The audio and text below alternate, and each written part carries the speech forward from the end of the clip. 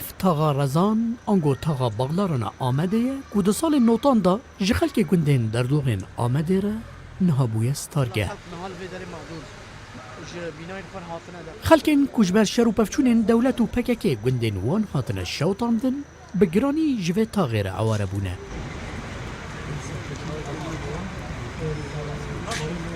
جبوكو خاني و أبارتمان في درج آلية متحدة ودمه باللازو بس و بي كنترول بنا سازي هاتنا تشيكرن نها يك بيك ما ترسيل سرجيانا شانين خواه پیدا دكن.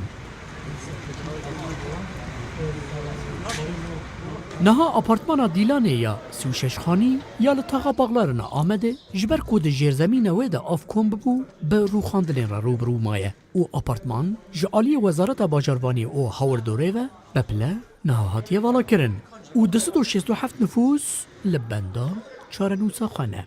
هم در بنانا والله ام امکانا متنه ام هر خانی کی کریه بکیم کبن کی و ام پریشانم سوقا قادانم اشیا و نیوی سیجیا بلا کریه داخل میش کریه و بینام مغدورن yani perişanın. Ev risk ana günlük veya bir aylık nine şu çar sala.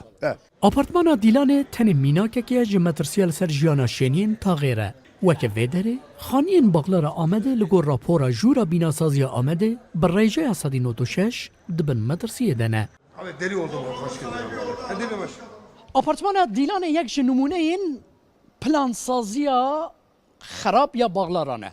Ku niha hatiye ber xerakirine û niha derî girtine. Lê şeniyên wê li vê derê ne. û ji bo wan heta niha tu tedbîrekî nehatiye girtin. Daxwaza wan ew e ku belê ew jî naxwazin di rîskekî wiha de bijîn lê qenebe tedbîrekî da ku ew bikarbin di vê sermaya zivistanê de xwe bihewînin. Pispor dibêjin bînayên taxa Baxlaran wek teqeyekî bi kaçimêre û erdhejekî li ser pîleya 5.5 jî dibe ku li vê taxê gevir li ser gevirê nehêle. Wê demê li gorî rê û rêbazê endezyarî û avahîsaziyê avahî saz nedibûn, çê nedibûn. Avahî ama ser û ber çê dibûn mixabin. Yani alî statîkî da, alî betonarmê da proje wan hesabê wan nehatine kirin. Navçeya Baxlarana Amedê bi 388,000 rûniştvanên xwe bûye navçe herî mezina Amedê.